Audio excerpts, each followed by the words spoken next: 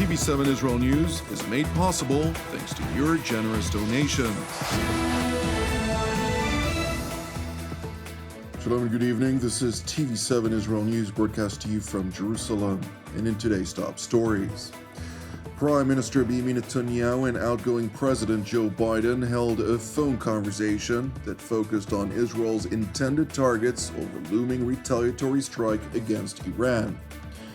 U.S. Senator Lindsey Graham warns that failure to normalize Israeli-Saudi relations by Christmas could constitute a strategic win for Iran. Germany reaffirms its pledge to unceasingly persist with its munitions deliveries to Israel. In spite of lingering disagreements, the United States reaffirms its ironclad support to Israel's security. In a phone conversation between Prime Minister Benjamin Netanyahu and U.S. President Joe Biden, the latter condemned unequivocally Iran's ballistic missile attack against Israel on Tuesday of last week. Let me just give you a couple of top lines on the call. It lasted about 30 minutes. It was 30 minutes long. It was direct. It was productive. Obviously, the call that the president had with the Prime Minister of Israel.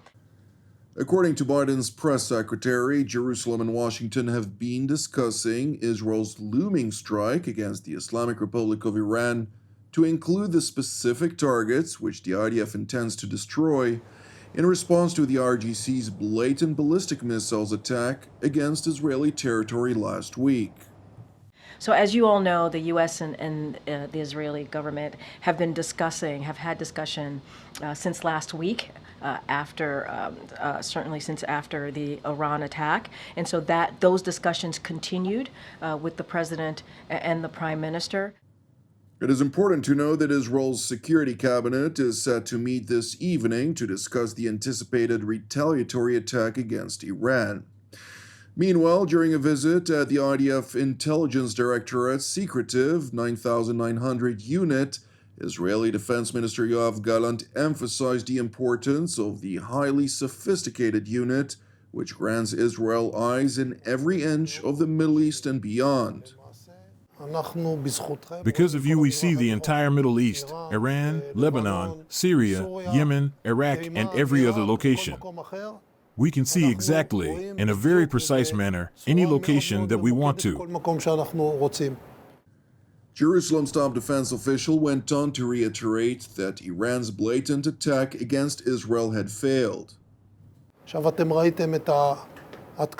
You saw the Iranian attacks against us a short period ago. These attacks were aggressive, but they failed because they were precise attacks. The Air Force wasn't harmed. All of the runways are operational. The continuity is preserved. There wasn't a single aircraft, soldier, or civilian harmed. In contrast to Iran's failure, Israel's qualitative edge to include the capabilities of Unit 9900 will guarantee that the Islamic Republic of Iran, alongside anyone trying to harm the State of Israel, will pay a heavy price for their belligerence. When we speak about your capabilities, and those of the IDF, the Intelligence Directorate, and the Air Force, in concert with the entire establishment, the precision at all levels is very precise. The ability to attack is very powerful. And as we have done in the war and all of the other theaters today, whoever attacks us will be struck and will pay a price. Defense Minister Gallant continued by proclaiming that the imminent attack against Iran will be lethal and precise, and it will undoubtedly catch the Ayatollah regime by surprise. Our attack will be lethal, precise, and mostly surprising. They won't understand what had happened and how it happened. They will see the results. Meanwhile, in the Kingdom of Saudi Arabia, Iranian Foreign Minister Abbas Araghchi met with his Saudi counterpart, Prince Faisal bin Farhan Al Saud, amid growing prospects of the Mid-East war escalating. Following their meeting, the Ayatollah regime's top diplomat claimed that the Islamic Republic's relations with the Kingdom of Saudi Arabia are progressing, despite reports that Iran had threatened Saudi Arabia that it may strike at the kingdom's strategic infrastructure if Israel were to use its airspace to destroy Iran's critical installations. Our relations with Saudi Arabia are growing and are progressing in a good direction. The purpose of my trip is, of course, to consult on regional issues and changes that are taking place in the region, in Lebanon, in Gaza, and the crimes that the Zionist regime is committing. The refugees who are now in Lebanon and how to help them, the discussion of regional issues is the main purpose of my trip to the region. After concluding his visit in the Kingdom of Saudi Arabia, Minister Al-Rakshi traveled to Qatar, which the Biden administration designated as a U.S. major non-NATO ally on January 31st of 2022, where he met with the country's Prime Minister, Mohammed bin Abdulrahman Al-Thani, for extensive deliberations on the latest developments in the region. It is worth noting that earlier this week, during a Jerusalem press conference by U.S. Senators Lindsey Graham and Richard Blumenthal, the former highlighted the importance of expanding the Abraham Accords with chief focus on Israeli-Saudi relations. I'm here to tell you, if by Christmas we do not have normalization between Saudi Arabia and Israel, then Iran will have had a strategic victory. October the 7th was designed to stop a march toward normalization. Here's what I'm going to tell Saudi Arabia. We can get you a treaty through the Senate between the United States and Saudi Arabia, a defense agreement like you have with Japan and Australia, if you do it on President Biden's watch. The next president would have a very difficult time getting 67 votes. Senator Graham went on to assert that the best way to resolve the Palestinian problem is for Israel to find a solution in collaboration with the Kingdom of Saudi Arabia and the United Arab Emirates. What has to happen shortly is Saudi Arabia, Israel, and the United Arab Emirates have to come together and find a solution for the Palestinian problem, where the Arabs will take over the Palestinian file. There'll be a reform PA in the West. There'll be a rebuilding of Gaza. They'll change the education system so you no longer teach the hatred of the Jewish people. There will be a hope for life presented to the Palestinians.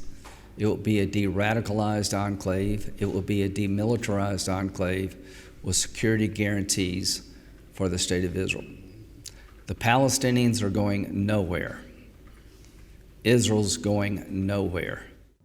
Senator Graham continued by stressing, however, that the internationally aspired two-state solution has essentially died on October 7th of last year, a position which Senator Blumenthal acknowledged, at least in the present circumstances.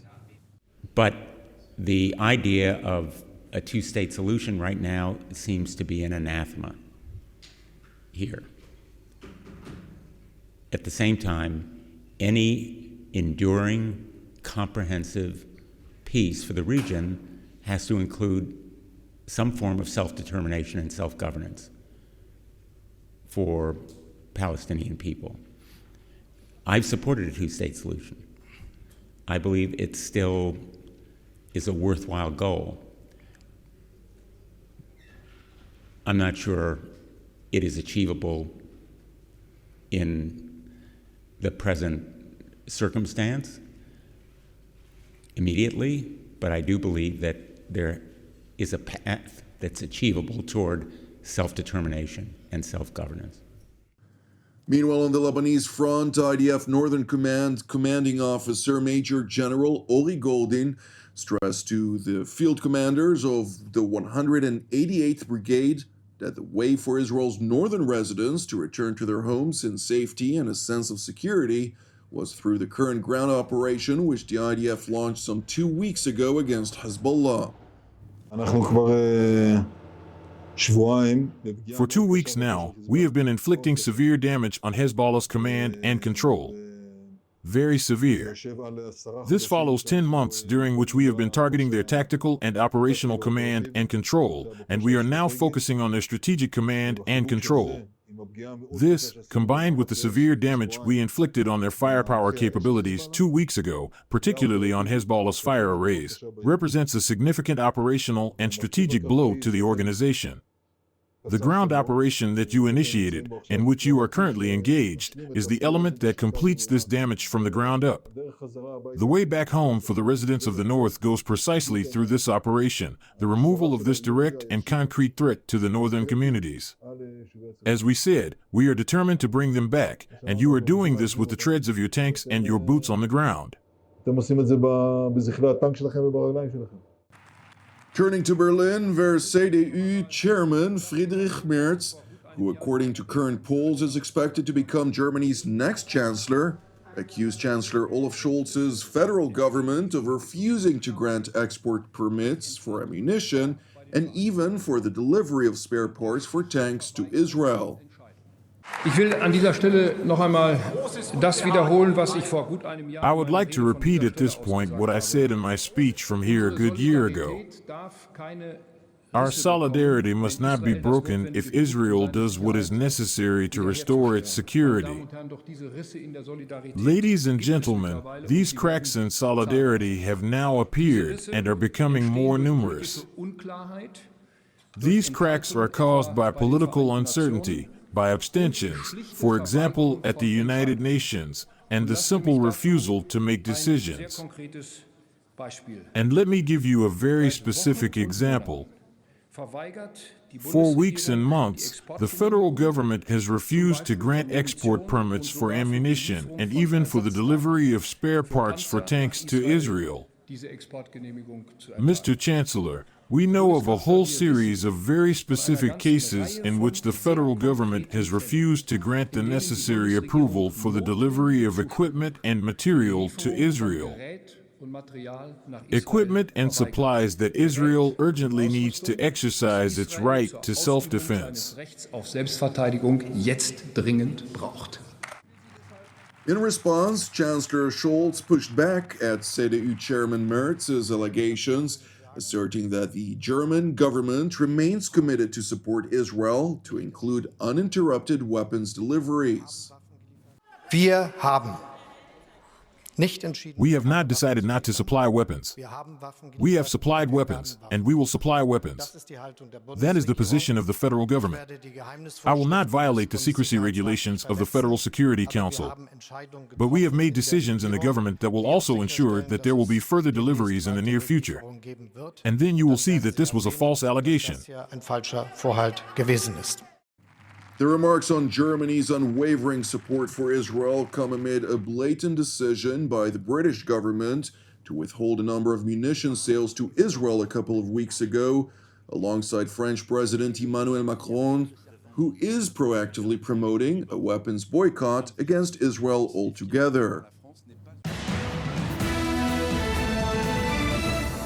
Thank you for watching TV7 Israel News.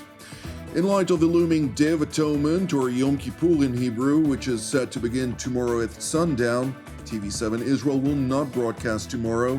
We aim to resume our broadcast, however, from Jerusalem on Monday, October 14th. With that, I would like to highlight that if you're blessed by our productions, which are exclusively donation-based, please consider supporting our programs with a donation. You can do so via our website at www.tv7israelnews.com. Lastly, I would like to encourage you, pray for the peace of Jerusalem and salvation of Israel. I'm Jonathan Hassan wishing you a Shabbat Shalom u'Mevorach, and God willing, we'll see you during our next update. Until then, Shalom from Jerusalem.